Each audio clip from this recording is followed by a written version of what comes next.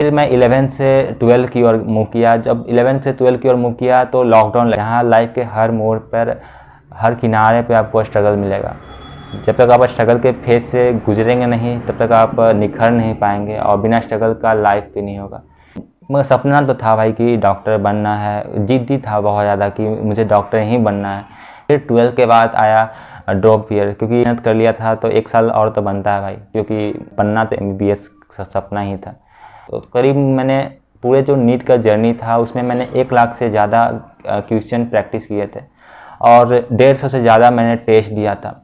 Hello guys, कैसे हैं आप लोग? तो मेरा नाम हिमांशु राज है, और मेरा जो नीट के मार्क्स है वो 630 है विद ऑल इंडिया रैंक 9427। मेरा नीट का जर्नी स्टार्ट होता है 8 क्लास से। तो मैं नीट का जर्नी 8 क्लास से, एक इंजीनियरिंग का जर्नी स्टार्ट होता है 8 क्लास से। मैं जब 8 में था तो मुझे बनना था इंजीनियर। मैं 8 में था तो मैं इंजीनियरिंग के लिए हर चीज़ मैंने कोशिश किया कि इंजीनियरिंग के लिए मैं फिर मैथ जो है बहुत अच्छा लेवल तक खेलता था, और मैं मैथ में बहुत अच्छा भी था, और मैं मैथ को ही बहुत ज़्यादा स्ट्रॉन्ग करने पर लगा था, क्योंकि मुझे तब बनना था इंजीनियर। 9th भी था। 9th में 8, 9, 10 में एक एवरेज स्टूडेंट था। 9th में मेरा 72% मार्क्स आया था, जो कि मैं बहुत ही कम था। 10th में लास्ट के 3 महीने में पढ़ के मैं 90% मार्क्स लाया। तो मैं जो एवरेज स्टूडेंट था, और जो 8, 9, 10th में मैं इंजीनियर बनना चाहता था, इसलिए मैं मैथ को ज़्यादा प्रेफरेंस दिया। मैथ में बहुत ज़्यादा अच्छा नंबर आता था, बाकी सब सब्जेक्ट में मुझे नहीं आता था। फिर मुझे खुद से ही लगा कि मुझे बायोलॉजी चूज़ करना चाहिए था। मेरे दादाजी थे, उन्होंने भी बोला कि तुम्हें डॉक्टर बनना है, तो मैंने सोचा कि चलो बात मान लेते हैं, और मैंने डॉक्टर बनने का सोचा।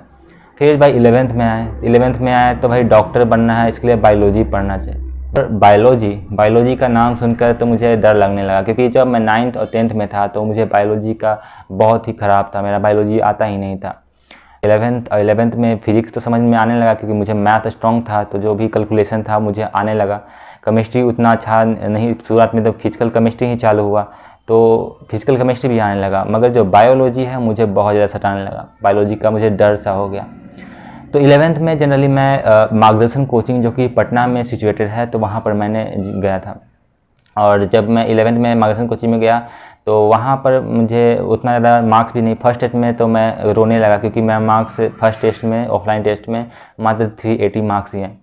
फिर 11th स्कोर नहीं किया। पूरे 11th भर में मैंने मात्र 500 से कम ही नंबर आया। ये लास्ट जो टेस्ट था उसमें सिर्फ 480 मार्क्स आया था। उससे पहले मैं 400 से 450 के बीच में ही मेरा मार्क्स रहता था। फिर 11th में जो मेरे 2 दोस्त थे और थे, मैं उनके साथ ही रहता था। तो मेरे को एक रूम था, उसमें दोस्त के साथ रहा। उसके बाद मैंने खुद से खाना बनाया, कोचिंग गया और कोचिंग में पढ़ाई किया दिन भर। उसके बाद मतलब ऐसे ही चलता था, खुद से खाना बनाना उतना आसान नहीं रहता था कि खाना बनाना भी है, पढ़ना भी है, तो बहुत ज़्यादा डिफ़िकल्ट होता था, टाइम को मैनेज नहीं होता था। तो मगर सपना तो था भाई कि डॉक्टर बनना है, जिद्दी था बहुत ज़्यादा कि मुझे डॉक्टर ही बनना है। तो कोशिश करता रहा, भले ही कम नंबर रहता था, पर निराश नहीं होता था कि करना है तो इसी बार करना है, चाहे कुछ हो जाए। फिर मैं 11 से 12 की ओर मूव किया। जब 11 से 12 की ओर मूव किया तो लॉकडाउन लग गया, क्योंकि यहाँ पर कोरोना वायरस आ चुका था, और जो टाइम था 2020 का, कोरोना वायरस आ चुका था, और घर पे गया तो 2-3 महीना तो शुरुआत में पढ़ाई किया ही नहीं। उसके बाद जो पढ़ाई करना चालू किया तो इनिशियल पीरियड में तो पढ़ना ठीक लगा, जोश था कि इस बार MBBS निकालना है, 600 प्लस मार्क्स लाना है, और मार्क्स तो आते ही नहीं थे। तो मैंने मगर मेहनत 12th में बहुत ज़्यादा की, और जो सिलेबस था मैंने बस तक मैंने सिलेबस ख़त्म कर लिया था। फिर फिजिक्स वाला का एक बैच लॉन्च हुआ जिसका नाम है यकीन 2021। तो यकीन 2021 सोचा कि ज्वाइन कर लेते हैं, एक बार और सिलेबस रिवाइज हो जाएगा। तो यकीन 2021 जो सेकंड बैच था, जो कि इसमें ड्रॉपर के लिए पढ़ाई होता था, जो मैंने 12 के साथ खरीदा था। तो वहाँ पर उन्होंने लेक्चर दिया, तो उनके साथ मैंने पढ़ा, तो मेरे लगभग 500 प्लस मार्क्स होने लगे। उनके साथ जो टेस्ट था उनको देने लगा तो मेरा मार्क्स थोड़ा इम्प्रूव होने लगे। फिर जब मार्क्स इम्प्रूव होने लगा, थोड़ा सा कॉन्फिडेंस आने लगा कि इस बार कर सकते हैं, तो मैंने नीट प्रीप खरीदा, और नीट प्रीप का भी क्वेश्चन मैंने सॉल्व करने लगा। और नीट प्रीप का क्वेश्चन सॉल्व करते करते जो मैंने फिजिक्स था 12 का वो करने लगा। मगर जो शुरुआत में, जो 12 में, जो इनिशियल पीरियड में जो मैंने जल्दी जल्दी में सिलेबस ख़त्म कर लिया था, वो बहुत ज़्यादा टफ पड़ा, क्योंकि बहुत ज़्यादा कॉन्सेप्ट मेरा वीक था। और शुरुआत में तो जब ड्रॉप पर बैच रहता है उसमें 11th पढ़ाई होता है, फिर और 12 पढ़ाई होता है। तो शुरुआत में जो मुसीबत था कि 12 मेरा ख़राब था और 11th मेरा अच्छा था, और 11th मैंने ड्रॉप ईयर में मेरा फिर से पढ़ना था, तो मैंने क्या किया, फिर से ही पढ़ा। और 12 लास्ट तक जाते जाते मैंने किया। फिर भी जब मैंने टेस्ट दिया तो मैंने 100 से ज़्यादा टेस्ट मैंने 12 के साथ दिया, और 12 के साथ लास्ट में मैंने बहुत ज़्यादा टेस्ट दिया। मैंने 12 पूरा है मैंने घर पर ही पढ़ाई की, 1-2 महीने के घर से बाहर भी नहीं गया। मतलब कभी कभी तो लगता था कि लोगों को देखे दिन हो गया, क्योंकि लगता है दिन भर लग पढ़ना फिर पढ़ना, मतलब पढ़ते ही रहना। एक बार की बात है कि जब मैं सैलून में गया तो बहुत दिनों के 1 महीने का बाद गया, बहुत दिन को बात था कि मैं जब सैलून में गया तो लोगों को देखकर मैं अचंभा हो गया कि बहुत सारे लोग हैं, क्योंकि मैंने बहुत दिन से इतना लोग देखा नहीं था, 1-2 महीने से मैं बाहर नहीं निकला था, इतना मैंने पढ़ाई की। फिर भी 12 में सिलेक्शन नहीं हुआ, क्योंकि मैंने अच्छे से टेस्ट का एनालिसिस नहीं किया, मेरा रीजन था। और मैंने क्वेश्चन पे ज़्यादा फोकस किया एज कम्पेयर टू रिवीजन। मैं रिवीजन करता ही नहीं था, मैं सिर्फ टेस्ट क्वेश्चन टेस्ट के अलावा कुछ नहीं करता था। फिर जर्नी आया 12 के बाद मैं मार्क्स आया 528, सिलेक्शन तो हुआ नहीं, और जो मार्क्स था 528 और रैंक 62,000, उसके साथ कुछ मिलने वाला भी नहीं था।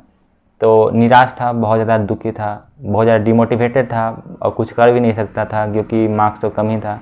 और मेहनत तो मैंने अपना 100% दिया था, मैंने टेस्ट भी बहुत सारा दिए थे अपनी तरफ से, मतलब हर मुमकिन कोशिश कर लिया था कि जितना हो सकता था मुझसे मैंने किया।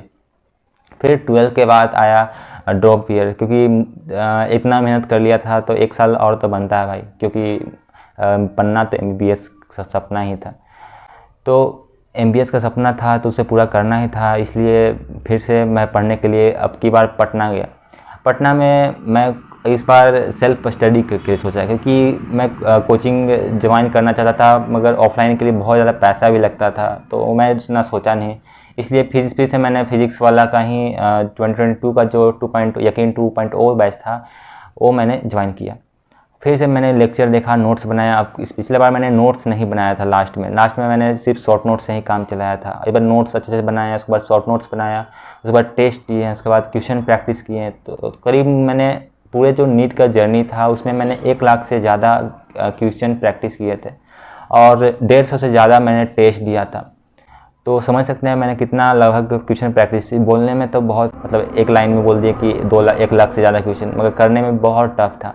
मैंने बहुत सारे क्वेश्चन की प्रैक्टिस किया, मैंने नीट प्रीप का क्वेश्चन प्रैक्टिस किया, यूरोप का प्रैक्टिस किया, का पैकेज प्रैक्टिस किया, फिजिक्स का, केमिस्ट्री बायोलॉजी का 11 का पैकेज प्रैक्टिस किया। तो बहुत सारा मैंने प्रैक्टिस किया था लगभग। फिर क्या था, इतना सारा स्ट्रगल करने के बाद फिर ड्रॉप ईयर आया। तो ड्रॉप ईयर में मैं पटना गया। पटना में शुरुआत में गया तो 1-2 महीना रहा, उसके बाद फिर से तबीयत ख़राब होने लगा, क्योंकि उसका वहाँ का खाना बहुत ख़राब था। तो फिर से मैं तबीयत ख़राब होने के बाद फिर से वापस घर आया। तो घर में लगातार अकेला पढ़ते पढ़ते मन थोड़ा नहीं लगता है, तो फिर सोचा कि चलो पटना चलते हैं दोस्तों के साथ। तो फिर से मैंने लास्ट के 2-3 महीना में, मतलब तो फरवरी मार्च का टाइम था, तो मैं फिर से पटना गया। और इस बार मैंने लगातार लास्ट तक मैंने टिका रहा और बहुत ज़्यादा मेहनत किया, और लगभग 60 से ज़्यादा टेस्ट दिए, और बहुत सारे क्वेश्चन प्रैक्टिस करने के बाद आखिरकार फिर नीट में मेरा 630 मार्क्स इस बार आ रहा है, with all India rank 9427 rank, और OBC जो रैंक है 3566 रैंक। तो यही था मेरा नीट का जर्नी, जिसमें सिर्फ स्ट्रगल था। और जब तक ज़िंदगी में स्ट्रगल नहीं होगा तब तक आप आगे नहीं बढ़ सकते हैं। यहाँ लाइफ के हर मोड़ पर, हर किनारे पे आपको स्ट्रगल मिलेगा। जब तक आप स्ट्रगल के फेज से गुजरेंगे नहीं तब तक आप निखर नहीं पाएंगे, और बिना स्ट्रगल का लाइफ भी नहीं होगा। तो कैसा लगा वीडियो को लाइक कर दीजिएगा और चैनल को सब्सक्राइब कर दीजिएगा। तो मिलते हैं नेक्स्ट वीडियो में। Thank you so much.